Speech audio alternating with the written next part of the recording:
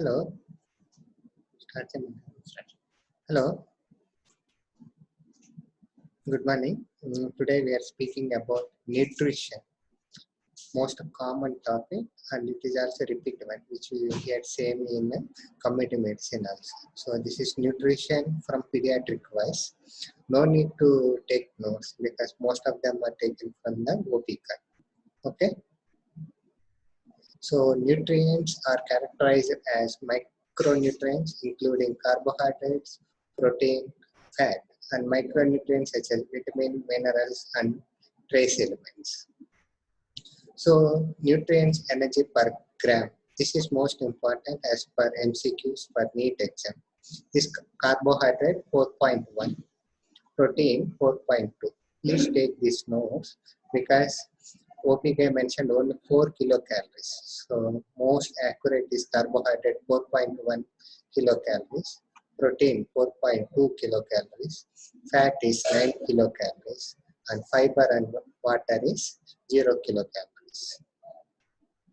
So what is carbohydrates? Requirements as much 55 to 60% of total energy intake should come from carbohydrates. Lack of carbohydrates in the diet may produce ketosis, loss of weight, and breakdown of proteins. So fiber. Nowadays, most of them are giving importance to fiber. Let's see why it is more important.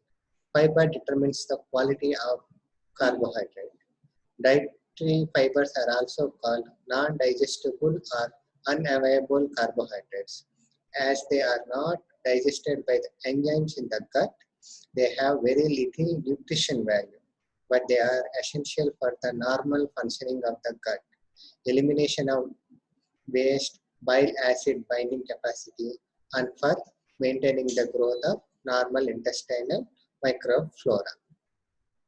So proteins. We are reading from the first year protein, and this is also one of the important MCQ. Which are the following? Regularize which of the following are essential amino acids, except like that. So essential amino acids include leucine, isoleucine, lysine, methionine, phenylalanine, threonine, tryptophan, and valine. And histidine and arginine are essential during infancy because of their rate of synthesis is inadequate for sustained growth. And everybody knows the mnemonic MP, HIL, AVTT. Yeah? And these are important as for MCQ for NEET exam. So protein quality, and most of them you read from community medicine also. Cereal grains are deficient in lysine, threonine, and tryptophan, whereas pulses are rich in lysine, but they are limited in sulfur-containing amino acids, mainly methionine. So this is also another important MCQ.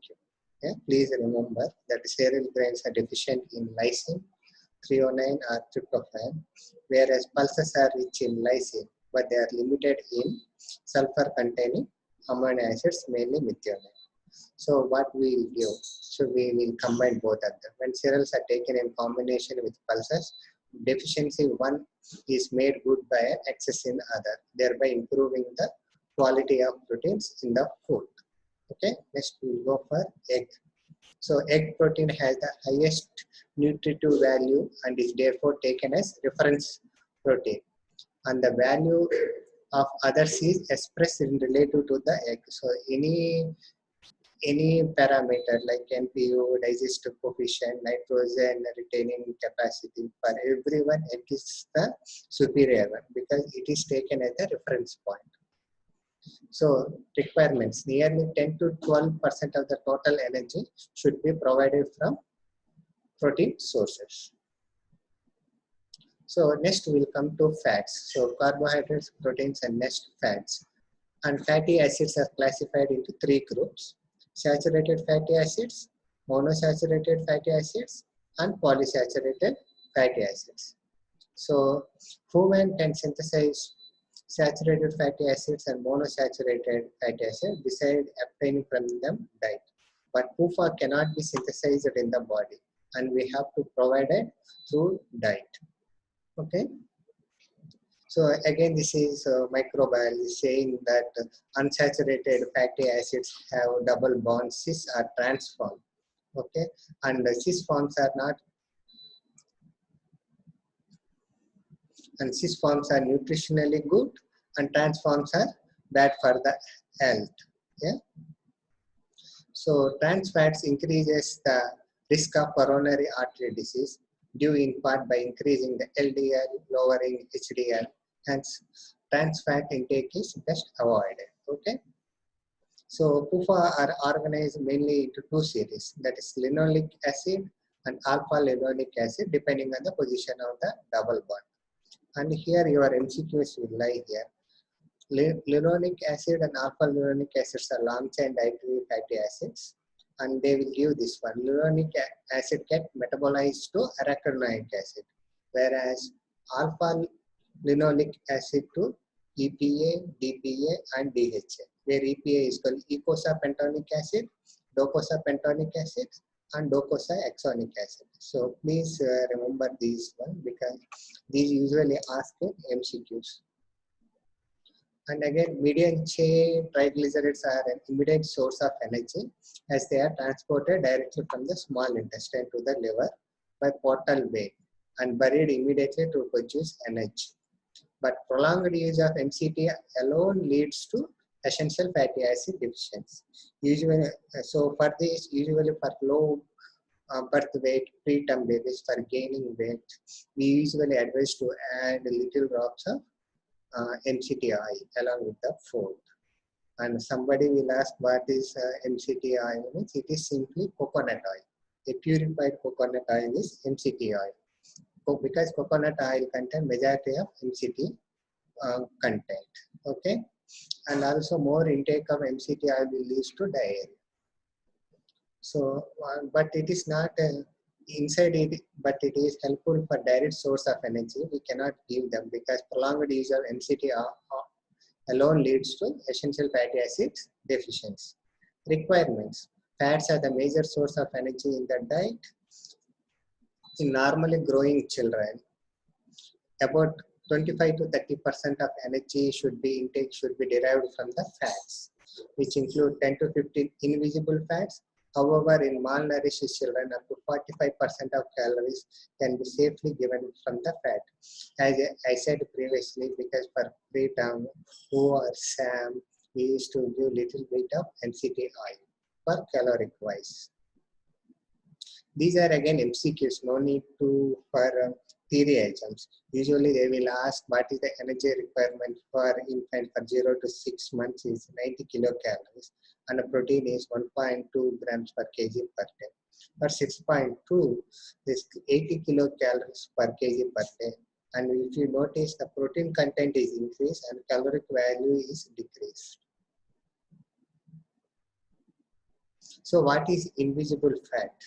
So fat is present naturally in our food but cannot be seen and separated from food such as milk and milk products, egg and meat, nut contain good amount.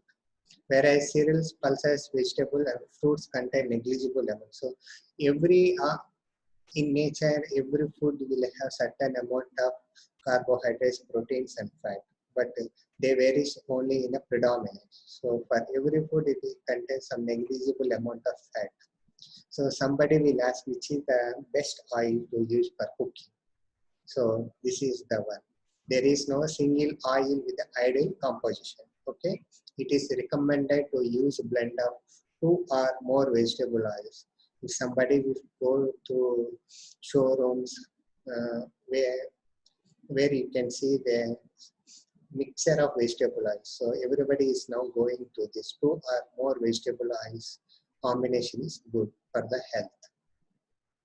So again, this is also very important for the practical point of it. And so in taking community medicine, we have to take nutrition value, whether this nutrition is adequate for this child or not. Yeah, usually we'll take history of last 24 hours. What is the calorie he has taken? For that, this is the simple formula. Yeah, at 10 kg of body weight, that is 1000 calories.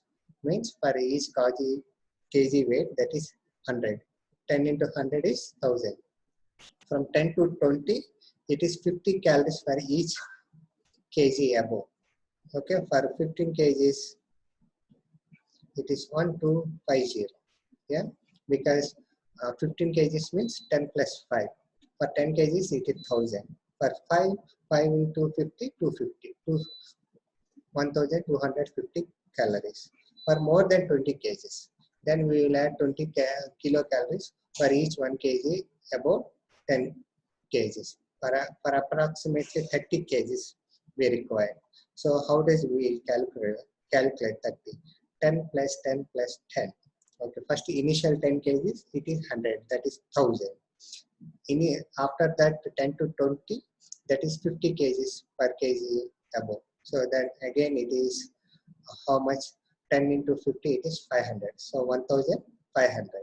From above 20, it is 20 calories. Yeah. Then we will get 1700 kilocalories. This is called, we call as Holiday and Sagar formula.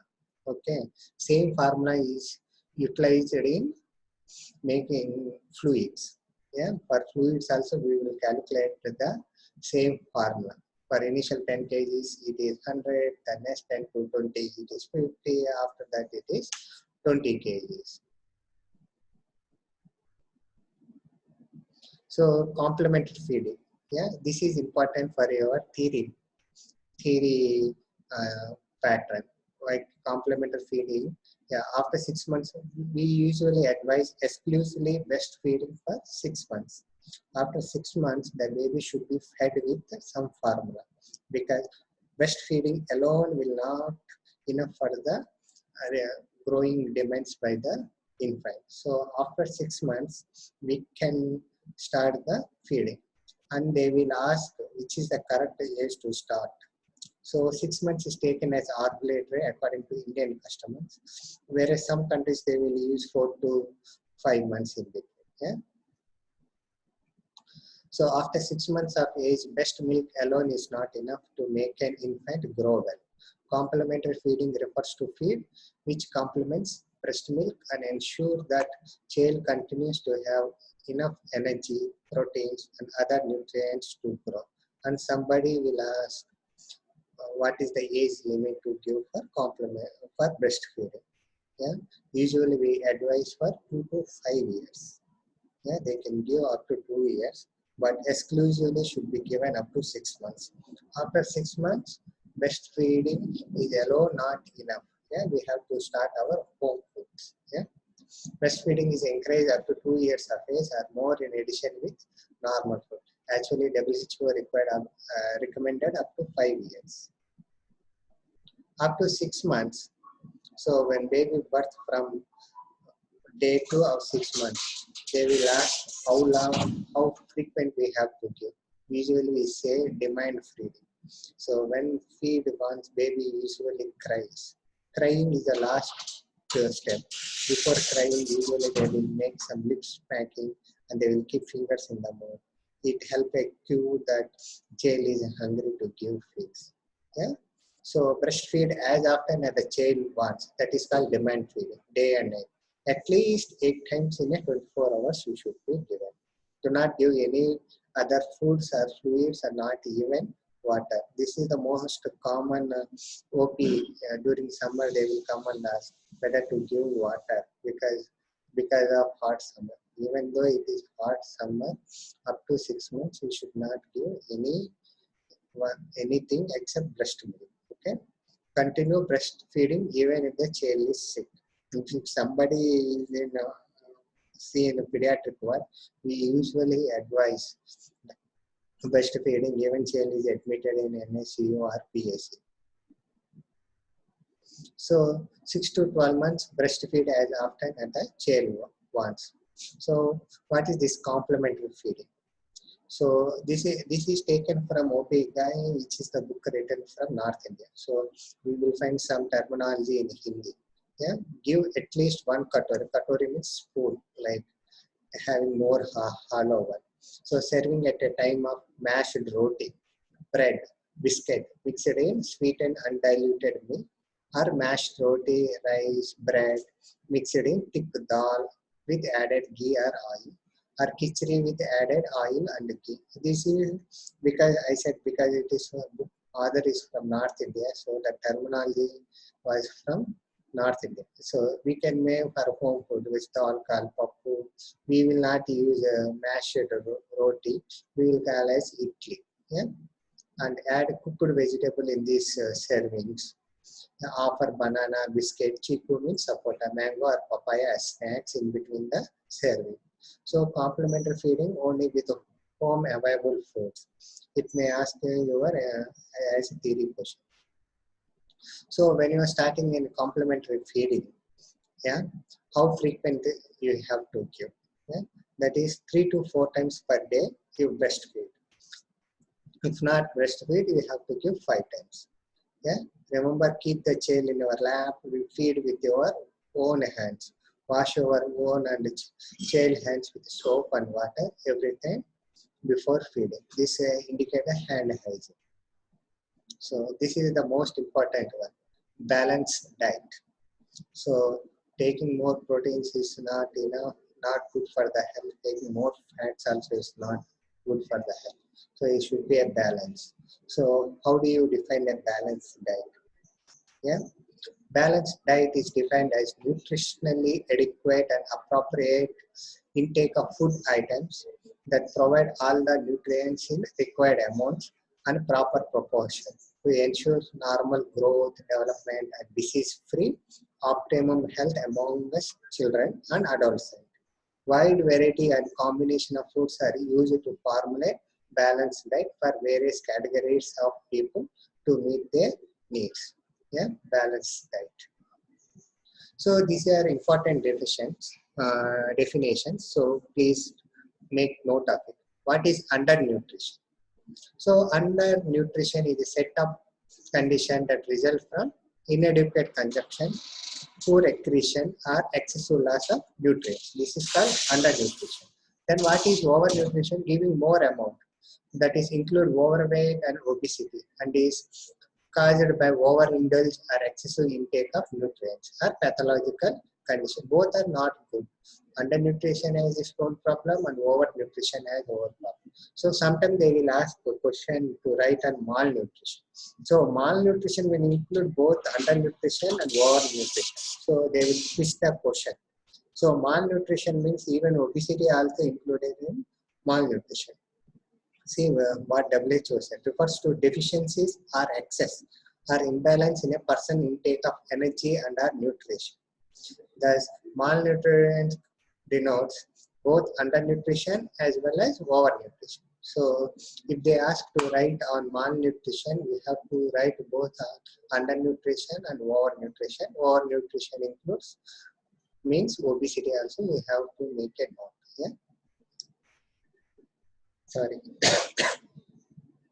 So what are the consequences of undernutrition? Why we are giving more importance on nutrition? See, undernourished children have higher risk of infection and mortality.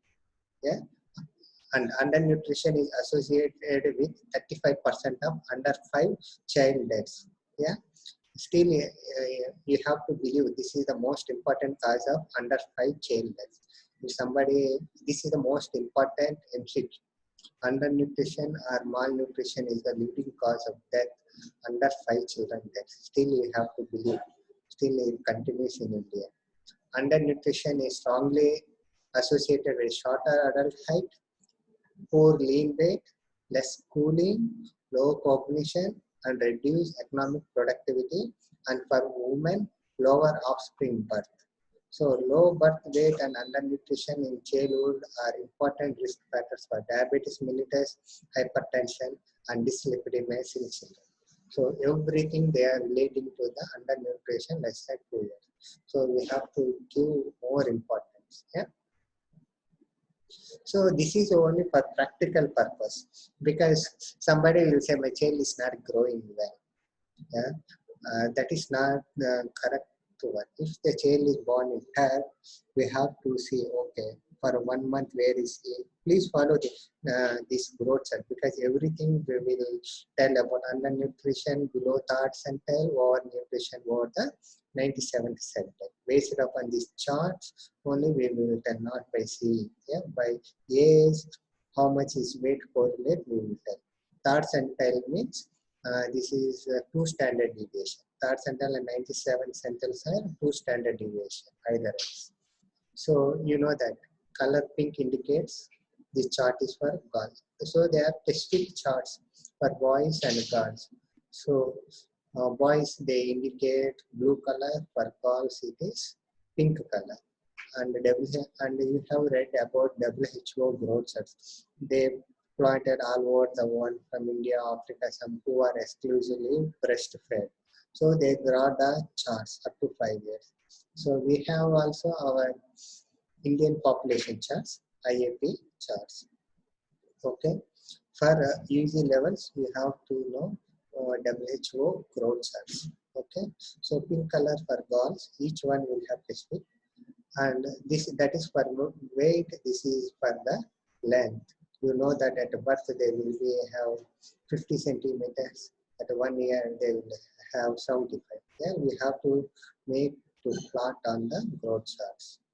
So this color as usual blue indicates for boys. This is for weight, for length. Okay, so we will know that the child is short. The child is short. If child is short, this is due to for acute deficiency of nutrients or chronic deficiency. For that we will use for weight, for length for boys. For that length, whether the weight is matching or not within the 50 centile. If it is below that, it is acute nutrition. Then it is above, that is chronic nutrition. I will let you know in the following slides. Okay. So these are the important definition. They will ask underweight, stunting, and wasting. How can we will tell them your child is underweight or stunting or wasting? Anything is due to by the growth charts. We have to plot on the growth charts, and we have to tell them. So underweight has low weight for age. Yeah, it means that weight of this child is less than -2 standard deviation. So less than -2 standard deviation means below third centile. Okay, on the WHO growth standard of her and his age. So we have separate charts for female and separate charts for male. Okay, the underweight child could be wasted or stunted or both. Okay, what is meant by stunting? Stunting means low height. Low height for age means the height or length of a stunted child is below 2 standard deviation. So somebody asked what is height or length? Both are same. There are some definition. Length we will tell for 2 years. More than 2 years we call as height, because most of the children will stand. Okay, both are same only. That is the length from the tip of the toe to the head. Yeah, length means the terminology less than 2 years. Height is more than 2 years. Both are same. So stunting indicates chronic malnutrition, less weight, less height. Yeah. So what is wasting? Wasting implies low weight for height. A child whose weight for height, her or his actual weight is less than 2 minus standard deviation at his or age on his WHO growth standard has wasting. A wasted child has thin appearance. A wasting indicates acute undernutrition as a result of food deficiency or an acute illness such as diarrhea. So why I am giving more importance means growth charts are age based, gender based. We should not plot girls parameters on boys chart, because you know that the growth spurt is different from girls and from boys, and also boys grow fast. And if well grown female child, if you plot on the boys chart, it will show that she is undernutrition. So that's why each so for gender specific, so girls growth chart should be plotted on the pink one and boys should be on the blue one. Okay, a wasted child has, so the term called edematous malnutrition is used if edema is also present in underweight child.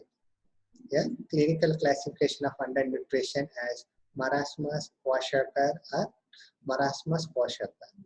Okay, so we'll go for see this definition. We know that acute malnutrition. We know that malnutrition will have weight for age, so he will be less weight on it. Okay, so it will be decreased. Chronic malnutrition also a decrease. There is no nutrition, so his weight height also will increase. See? Height for age, chronic malnutrition increase. For acute, it will be normal because most sensitive indicators for malnutrition is weight for age. Yeah, if you plot any growth charts, if child suffering from any diarrhea or hospital admission, there will be dip in the weight, not in the height. If there is a dip in the height, means it indicates a chronic one. Okay, so height for age, it will be normal in acute, but in chronic it will be decreased. Weight for height. Weight for height will be normal in chronic malnutrition. Because in chronic malnutrition, both height are decreasing and weight is decreasing. So both denominators are decreasing. So it will be normal. For acute malnutrition, it will be decrease. Okay. How can we know that it is chronic malnutrition or acute malnutrition? Means we have to plot on the growth charts. Okay. This is only practical action.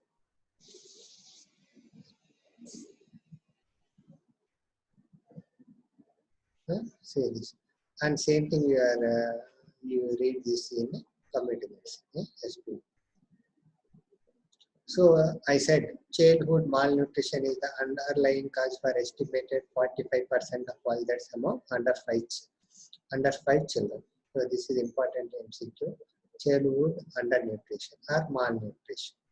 So according to these are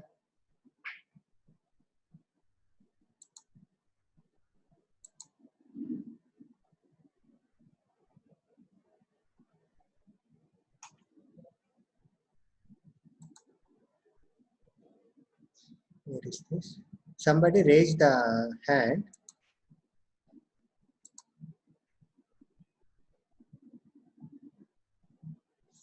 Yeah, go on.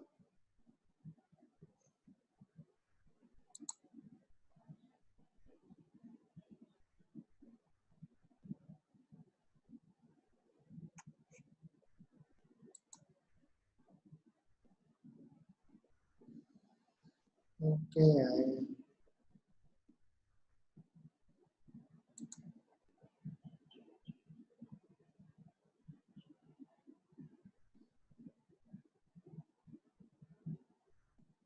What is the question? One second.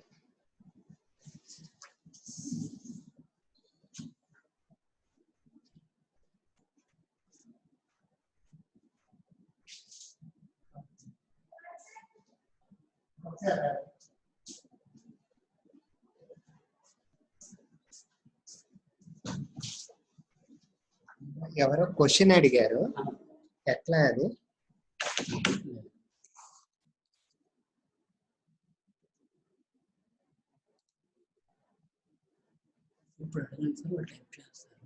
ఎవరో raise hand అని పెట్టారు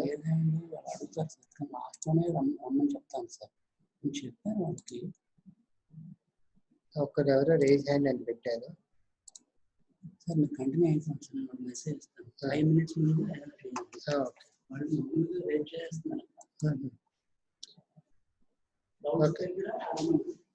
Okay, we will discuss those at the end of the session. Okay.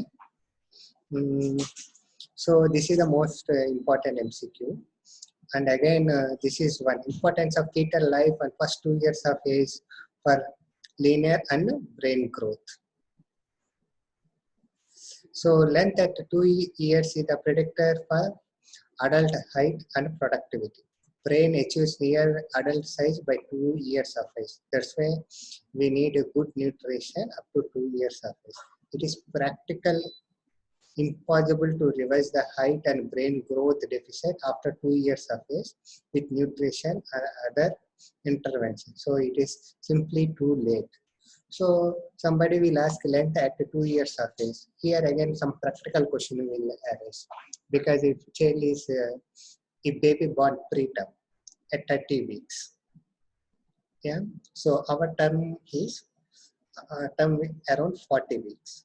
So by calculating 1 month, so 1 month means he will 40 weeks, 1 month, the weight is 2.5, he grow up to 3 kgs. Okay. For the baby who born on 30 weeks, we cannot calculate his 1 month as term 1 month. So there is one terminology called corrected gestation age. So I will tell you simple.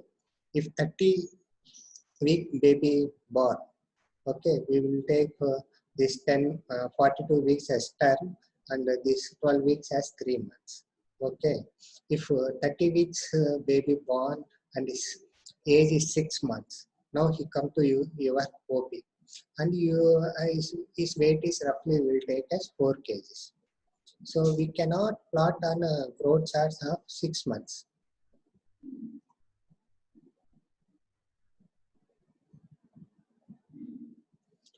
We cannot plot on a weight on at correctly at 6 months, because the terminology corrected gestation age what I said. So it should be plotted for them as 3 months. Okay, for 3 months only is corrected gestation. We have to plot like that. For how long? If somebody asks, it is up to 2 years, because this 2 years is the window period for catch-up growth. Okay, after 2 years, he is normal as a terminal child.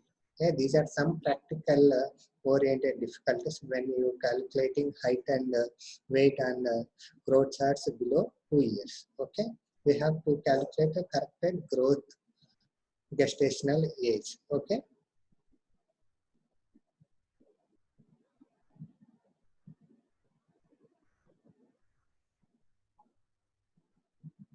So what are the 3 cardinal determinants of undernutrition? Low birth weight. Infant born small often remain undernourished. About 20% of childhood nutrition is attributed to fetal growth restriction. Okay, and infections. Diarrhea, pneumonia, and other infection consumes energy and hamper growth. Diarrhea causes nutrient loss in stools. About 25% child nutrition is attributed to diarrhea, pneumonia, and other infection. After childhood malnutrition, the next more important disease leading to the under 5 child mortality is diarrhea. Okay, low food intake, inadequate breastfeeding, delayed complement of feeding, and insufficient food intake means less energy and protein available for growth. This underlies about 55% of childhood nutrition. Okay, these are the 3 cardinal determinants of undernutrition. So this topic may be to you repetitive, marasmus and kwashiorkor, but these are more important for your entire university exams, UC, and for NEET exams. Okay. No need to write, but I will tell some points which are not in OT guide. Okay. So these are the pictures. Marasmus, if you see this baby, like African baby, thin and lean. Yeah, this is huge stomach. Even if you see nephrotic syndrome also look like this. Of these two, which is more dangerous means kwashiorkor. I will tell you why. So marasmus is characterized by severe form of wasting. There is marked wasting of fat and muscles as these tissues are consumed to make energy. The main sign is severe wasting, and child appear very thin, skin and bones, and has no fats. There is severe wasting of shoulder, arms, buttock, and thigh. The loss of buccal pad of fat creates a aged or wrinkled appearance that has been referred to as monkey faces. So baggy pant appearance refers to loose skin of the buttocks hanging down. Axial pad of fat may also be diminished. And this is more important.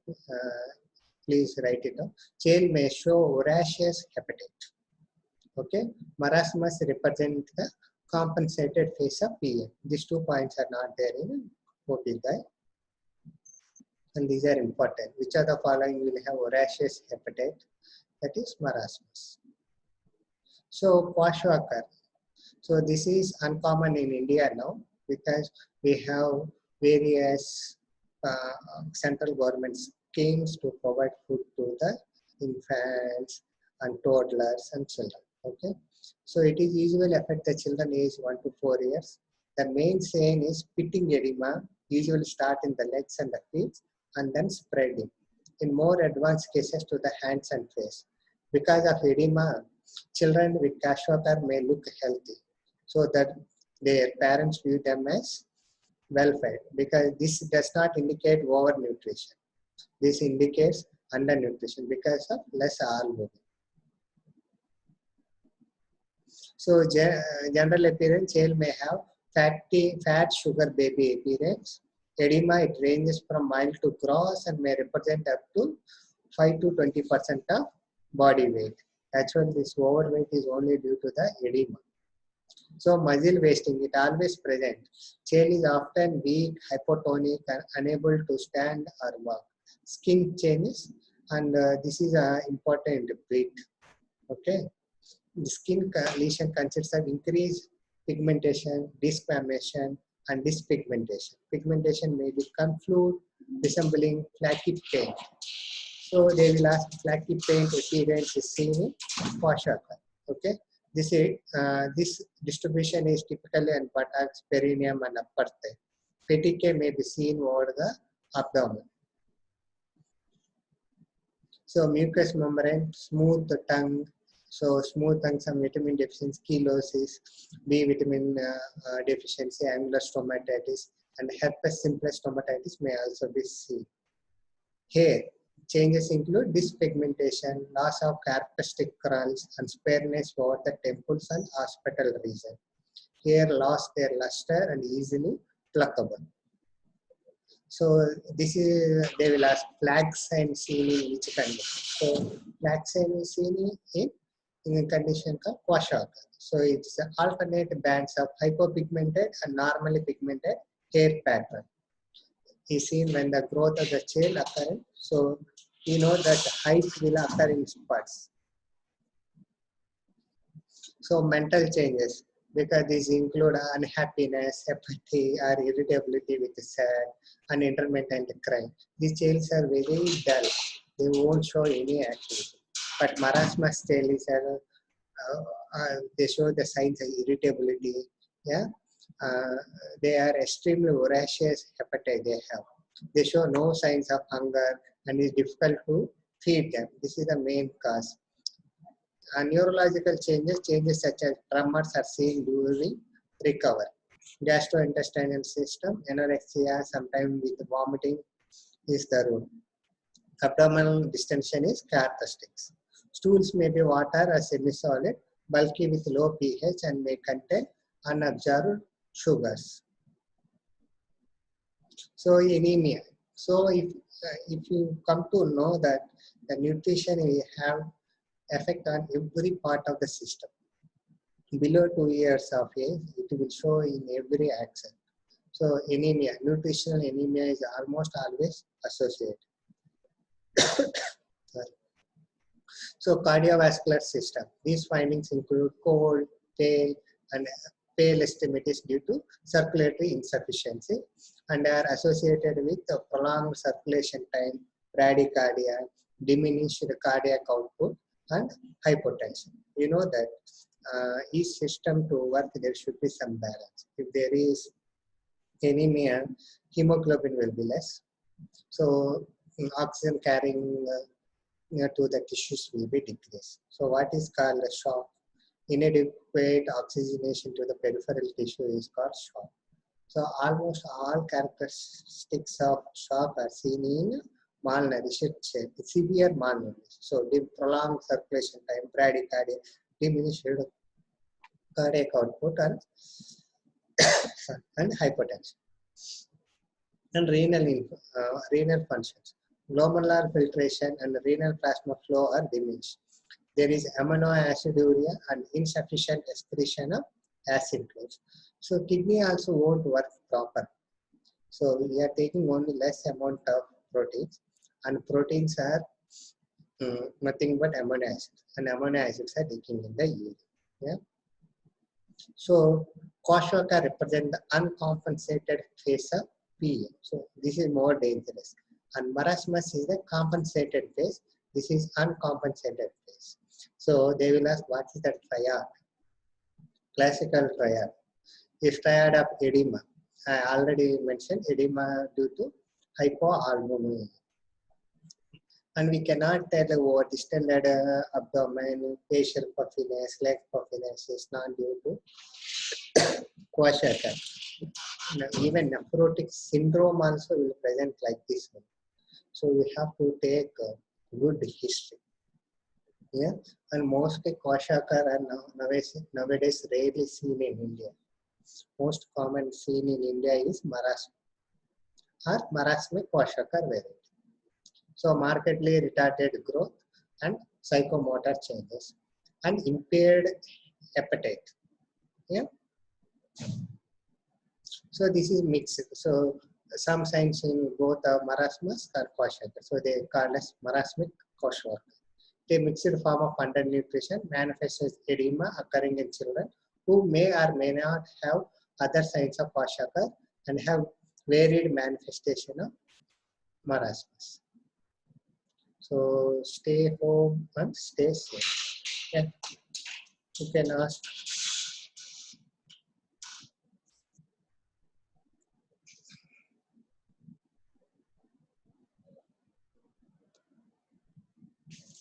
So I completed my class. Somebody are asking. Somebody raised the hands.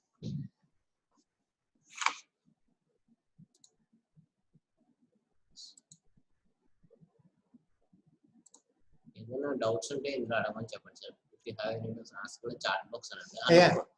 ఒక్క నిమిషం recording start. Yeah, if you have somebody has raised a hand, so they can ask their doubt in the chat in the group chat. 10:30 వరకు కదండి.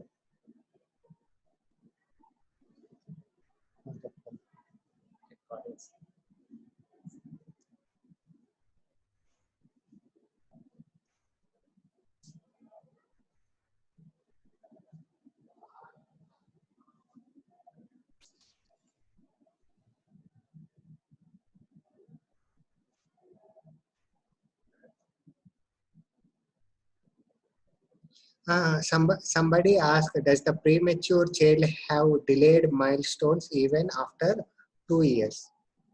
Okay, we should ask how premature is. Yeah, it is late preterm or early preterm. We should ask them. So most of them will not have delayed milestone even after 2 years because they usually cope up with their milestone activities. Yeah. But why it is 2 years we are taking into account is it is only for growth and length for anthropometric measurements. So that is the criteria for 2 years. Up to that we have to use for corrected gestation age. For milestones, it is difficult to tell because the milestone is evolving one up to 5 years. We will expect some mild delay, but not gross delay. Again, if you ask for a delay, there will be a coefficient for a development delay. So it will take again what is up to what milestone it has developed by actual age of attainment into 100. If the development coefficient is less than 60%, means we have to evaluate the child why he is lagging more. If it is around 70 to 80, no, we have to monitor them. Yeah, I think I have answered this question.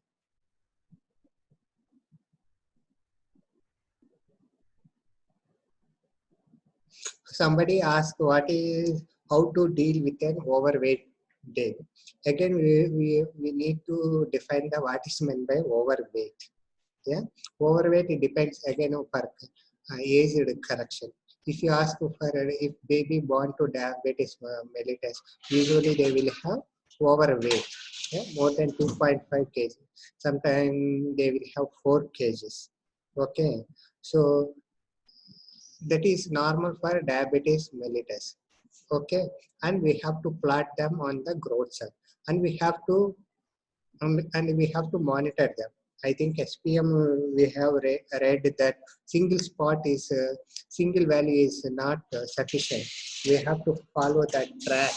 Yeah, we follow the track, and we have to see why child is gaining more weight. Any other questions? And overweight baby, we know that if everything, and we have to rule out some causes, yeah, like hypothyroidism, any condition of overfeeding, and these we think we have to rule out regarding the overweight baby. And single more importantly, I am telling single point is not important. We have to follow over the 6 to 8 months. The tragedy is more important, where the child lying is not important. The tragedy of the line, it is not raising two lines or falling two lines. Yeah, it is they have to follow the single line. And again, overweight, it depends upon their genetics also. If the parents are very long and overweight, even the children will also usually they will have they will be overweight, and we have to give them diet advice. Yeah, less than 2 years, it is difficult to advise diet because we cannot control them. After 2 years, we have to control the calorie intake, and we have to ask to promote uh, activities like game, like sports activities, everything. Okay. Any other question?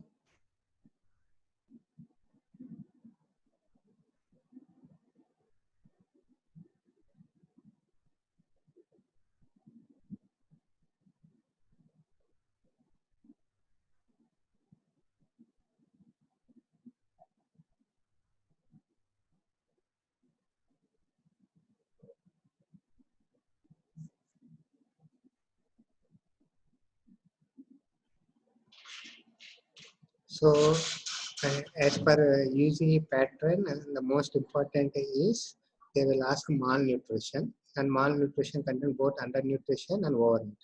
Is congenital jaundice good, sir, or is it myth? Old people say. Okay. First of all, we have to. There is no term like congenital jaundice. Jaundice means itching.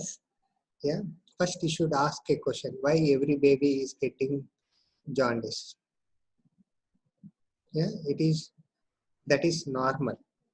Every newborn baby will have jaundice. You should understand what is the pathophysiology. Yeah.